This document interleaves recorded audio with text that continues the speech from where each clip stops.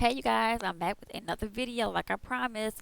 And this today is my ultimate mini brownies. Yes, something ooey gooey sweet and just runs all in your mouth. Just tastes so good. So let's get started with this recipe. And also be sure to follow me on saberscooking.blogspot.com. That's where you can find the actual recipe posted, and I'll leave that link down below. So the first thing I did was I took a stick of room temperature butter and sugar, and then I'm going to put it in my KitchenAid mixer and let it mix and get well incorporated. Once I do that, then I'm going to go ahead and add my eggs. I added 2 eggs. Now I did let my eggs get to room temperature as well. So I just let them sit out with my butter and let them, get a little bit warm so that they won't deal with cold eggs or cold butter. It just makes it easy to mix and it just makes your life so, so simple. So then after I add the butter and the mixture, the butter and the sugar together, then I'm going to add the egg. Now I do add an egg one at a time. I'm only using two, but I'm making sure I use one first and I mix that and then I mix the last one in. Make sure that if you are using a stand mixer that you use a spatula to scrape the sides down so that way all of the mixture can get well incorporated and nothing is left out. We want to show that mixture some love. So once I do that and I add all of my eggs in there, it's going to turn to a runny consistency, which is what you want. And we're going to just let that sit. While that's sitting, then we're going to move on to our chocolate goodness. I had a box of Nestle Toll House semi-sweet morsels that I added to my double boiler that I made on my own, which all I did was I took a pot with boiling water and then I added a bigger pot so that it can sit on right on top of the lid, and the steam is going to melt the chocolate.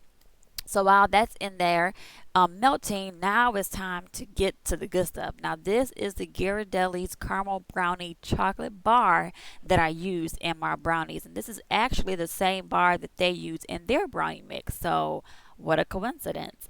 But oh my god, you guys, when I saw it and I opened it up, because I actually got this for a Christmas in one of my Christmas bags for Christmas, and I was like, oh, it's gold. Like, reminds me of Willy Wonka, like the golden ticket. So I tasted a piece of it too. I just want to taste it and see how it tastes. And it tastes pretty good. So, just want to let y'all know it tastes good. It tastes good.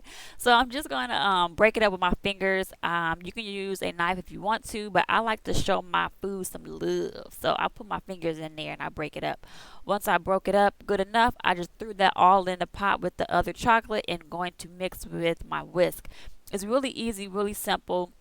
Chocolate melts like that. It even melts, if it's like a hot day and you have it in your hand, chocolate melts in your hand. So it takes nothing for chocolate to melt.